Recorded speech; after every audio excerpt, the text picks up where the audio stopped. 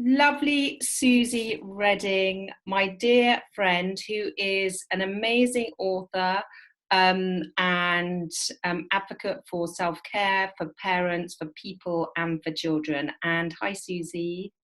Hi, Louise. Thank you for this opportunity to chat today. It's We all well, need a it's little nourishing, don't we? we all need some nourishing, and I'm hoping to bring a lot of these kind of conversations with you and others throughout the coming weeks. And one of the subjects I was keen to talk to Suzy about was how we support our children during these different stages of uncertainty and coming out of it strong. So, Suzy, I wanted to ask you and to share your wisdom in terms of where we are currently. So we are a couple of days away from school shutting. Some may be already working or studying from home. What suggestions would you have for parents at this stage of where we're at, please? Okay. I think children are already very well aware that something is happening, that this is a new normal that we're about to try and cultivate and craft together. I think first and foremost, please nourish you so you are well resourced. And we're going to talk about how we can do that very simply, and how we can involve our kids in that. I think secondly, it's really important that we have a very honest and open dialogue with our children, obviously that's appropriate for their age, and the words that we use are just so important, and giving our children permission to feel, I think, is really important. So it's just welcoming that conversation and encouraging them to give voice. I think that's so important, Suzy, isn't it? Is for us, amongst all our uncertainty, is allow them to express how they're feeling and have a place to talk about it. Suzy, the other question I had for you was, in terms of preparation, so in order for us to, we know this from the work point of view, and we're showing a lot of tips and advice on this in terms of how parents work and function really well throughout the day. What advice would you have at this stage where we're starting this process and we want the children to be able to flourish during this time? What tips or suggestions would you have at this stage before, say, the schools are shutting or people are only a week into being at home? Please. I think if children are still at school, you want to give them an awareness of how much longer that will be the case, and the fact that we're about to start a different chapter. So there is some sense of emotional readiness, preparation for that. And then I think once we're in it, I think creating some kind of routine is really helpful. Setting some kind of loose intention. So this is not just, hey, we're being acted upon, we've got to do these things. It's like, well, how can we mine the silver linings here? Yeah. What is it that we can do to make it purposeful, Yeah.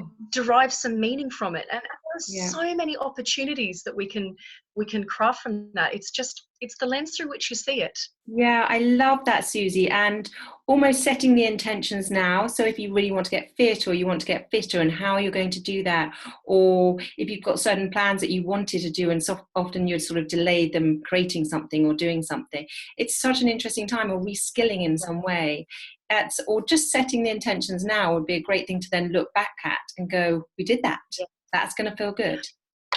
I think that's a really important point. There might be a lot of children who are feeling very vulnerable and disappointed about missing out on things. Yeah. Kids with birthday parties coming up, or this sense of there were these things that they were looking forward to that they can no longer do. So how can we create things that they're looking forward to at home? Yeah. So little things that you can just hang your hat on. Yeah. I think that's really important. And also giving kids the space to, essentially there's a feeling of grief of missing out on these things. So I think that's a really important thing to acknowledge, that we ourselves will be feeling that too. So, there is such an opportunity here for us to model what emotional health is all about. And that is about feeling your feelings, giving voice to them in a safe and healthy way, and allowing yourself to dissipate the charge of your emotions, because they don't just disappear. You can't just say, oh, I mustn't feel like that. There has to be the space to express it. So we can build that toolkit together. And it's all right if we're learning at the same time as our kids, because this is this is new stuff for us all. Yeah, and that's what's so brilliant. And Suzy writes a lot about this in your book, about these tips and tools and way to process these emotions. And I know Suzy and I are going to talk about, actually, as parents, how we do this, and we do this in another vlog. And my last and my third question, Suzy, is, as a family unit, any tips and suggestions as a kind of team? You know, many people may have older children and they've sort of all going a little bit more independently. How do we sort of focus on a few tips as a family and as a unit in terms of setting maybe intentions, or coming together to work out practical things like how we keep the houses tidy and things like that? Mm-hmm. Do you know, I would come back to the vitality wheel. I hope that we can share an image of this, Louise. Okay. So Can you the hold it way that up? I would use this, let me just show a quick pic. Lovely. I would hang one of these on the wall.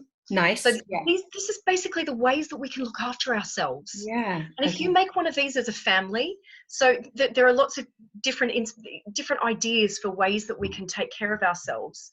Just having that on the wall, you know, so if it tempers flare, you can say, right, go and check out the vitality wheel. What is it that will bring you a sense of peace and ease in this moment? Yeah. What will give you focus? Yeah. So just fleshing that out as a family and thinking about, you know, maybe as an individual what you could do, but also as a family, what could you come together and do? What could, it's literally just giving focus to your time, isn't it? Yeah. Focus and purpose. And it can often be quite small, Suzy. One of the things I learned when I started working from home was, someone once told me that there's 5 elements to a fulfilled day, and it was an element of exercise, mindfulness, learning, giving, and reskilling. And it could be like, and connecting with your community. Connection. Yes. And it can be like the smallest amount, but if you apply all of those elements to your day, and connecting your community could be a quick call with someone, reskilling could be learning something from a vlog. I mean, it can be as simple as that, and that can make you feel by the end of the day like you're fulfilled. You've done. Yes, you've been nourished in different ways. Yeah, and everyone needs to feel that in the family. It needs to be a collective thing. Yes, I think that's a great suggestion. And it's basically, I call that the energy bank basics. It's like nutrition, hydration, movement, nature, connection, and play, whatever it is that lifts your collective spirits. You know, it could be a kitchen karaoke session. It could be sitting down, depending on how old your kids are, you know, watching a TV show together. It's really simply done. Yeah, that's brilliant, Suzy. I'm so looking forward to sharing more with you over the coming weeks about these subjects. And as we face different situations, but I think those tips are amazing. Suzy has her books out on Amazon, and could you just remind me all the names of them, Suzy? Yeah. So we've got Stand Tall, Can Mountain. Now this one is for parents and kids. For grown-ups, Self-Care Revolution, or The Little Book of Self-Care. But we're going to be sharing loads of tips from those books. Brilliant. Together, Louise. Brilliant. So I look forward to. Thank you so much, Suzy. Together. Yeah, brilliant. Thanks so much for those suggestions. It's so good to chat to you. Take care. See you soon. Bye. Bye. Bye.